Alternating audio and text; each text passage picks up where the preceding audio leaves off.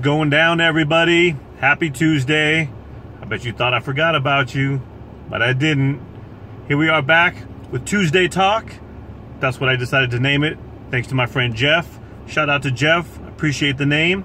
And, I had a couple different ideas of what I wanted to talk about today. And then a friend of mine and we got into this conversation this last weekend about balance in life.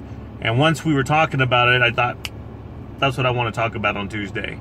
Because I know I struggle with balance. I think everybody struggles with balance. What does that really mean? And what is it that makes somebody get out of balance? How do you get yourself back in to really find that level of, overall happiness? That's kind of a big theme that I talk about, is trying to find the best way to be happy in life, how to enjoy life to the fullest. So that's what I want to go over. And if you see me looking down on my notes here, I did take notes, and really because I don't want to miss any points. I want to discuss all the different things that I came up with, and I have my trusty little binder here and just a standard composition notebook that I got. But really I wanted to make sure that I cover all the things that kind of pop in my head throughout the day or different days, and cover these topics. So here we go. What is balance in life? How do you achieve it? How do you maintain it? All those things. And I'm saying all these things, understand, please, I'm not perfect. I definitely try to achieve balance as much as possible. I'm very aware of trying to make sure that I keep my balance in check as much as possible. I have family and friends to help me keep it in check from time to time, but it's very, very difficult. And I think the first thing is to be aware that most of us are out of balance somehow. There's always a trade-off of, if you want to do something with your time, whether it be, even if it's something positive, it could be working out, eating right, spending time with friends or family, whatever it is, there's kind of a counterbalance to that. And it's usually time is the number one factor. So we all have 24 hours in a day, trying to get a good 6 to 8 hours of sleep if possible. Some of you maybe more. I'm a little jealous, I ain't gonna lie. And after that, we have work, we have other things we're obligated to. Anything over and above that, we're really just trying to keep everything scheduled as best as possible and achieve all the different things that we want to do. My wife and I use a calendar that we have right next to our door as we go out to leave the house every day, and we use that as a communication tool. Some people use, online calendars or sync their calendars through Google or whatever, Apple has for their products. Those things are very helpful as well. But the main thing is to not overextend any one aspect of your life, because it will throw balance out of whack on the other side somewhere. And one of the things that I try to focus on is, what's best for me personally, what's best for, my wife and our kids and our family, our pets, and also we want to work in family that comes into town and visit, or we're going to go visit them, friends, spending time with them. It's very, very important, as well as different hobbies that we have.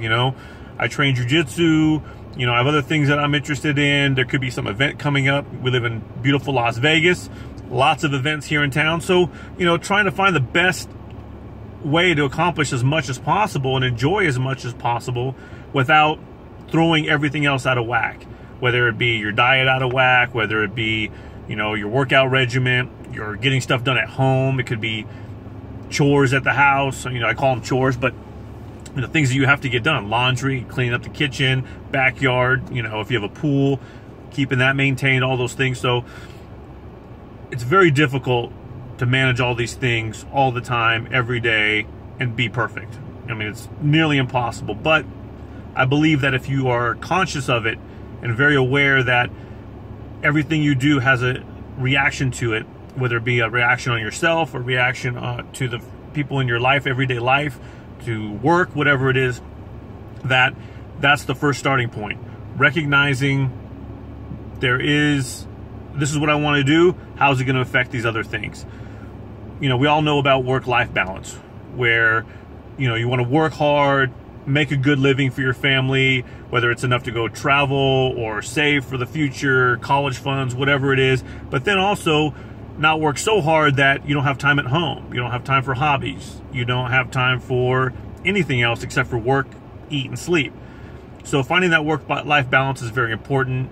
You know, if you're in a job that requires you to work crazy hours in order to make the kind of money that you're wanting to make, you know, there is a trade-off for that. Your family usually suffers, your other hobbies usually suffer, other things suffer. So if that's what's most important because it's temporary, you know, you only know what's going to work best for you, what's going to work best for your family. And be honest with yourself. Be honest with what your real goals are.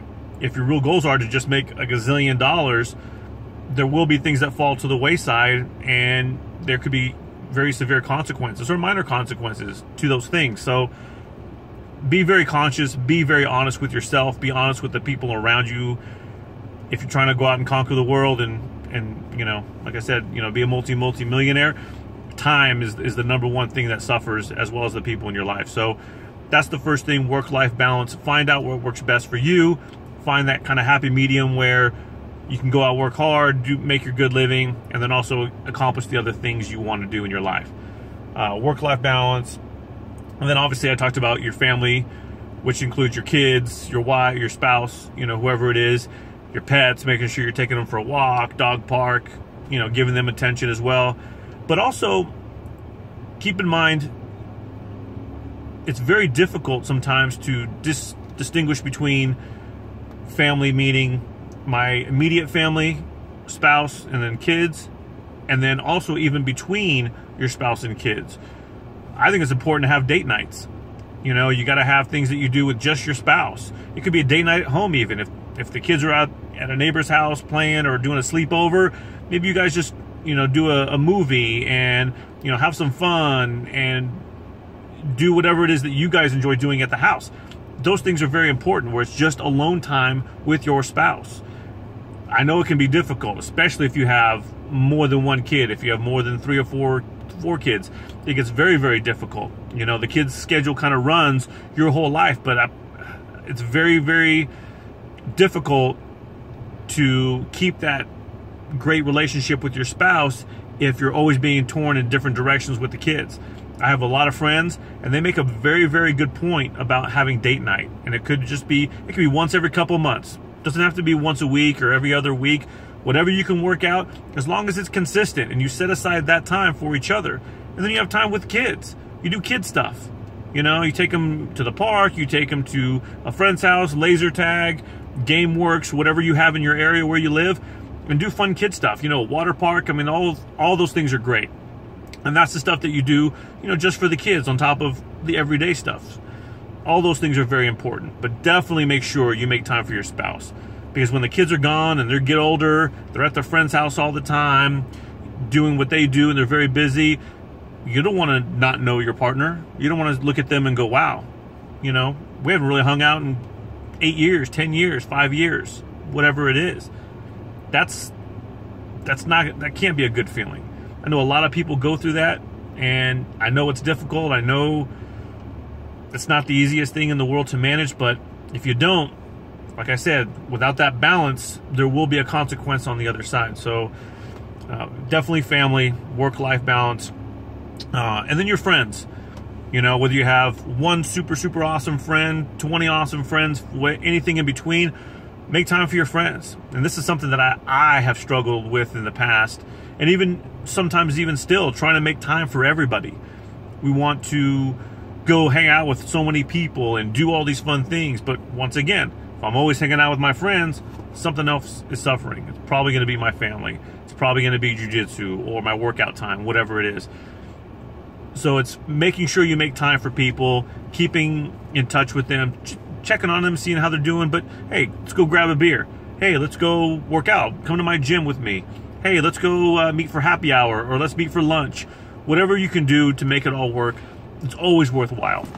You know, as human beings, we need community in our life, and our friends are definitely a big part of our community that makes us happy, that makes us content, where we can say, wow, I feel very fulfilled in life.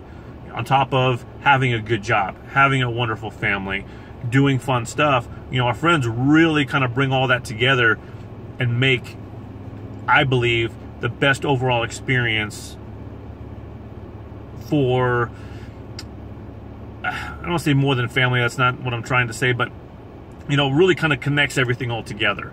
Having a great friendships with great people. I see a lot of you out there on Facebook and Instagram and everything, tagging your friends and doing stuff with your friends. Maybe you haven't seen them in a while. All that stuff is amazing. I love it. I love seeing people come back together after so much time has passed. And I'm sure you talk about your kids and your new hobbies and all these new things that you've been doing in the last 5-10 years.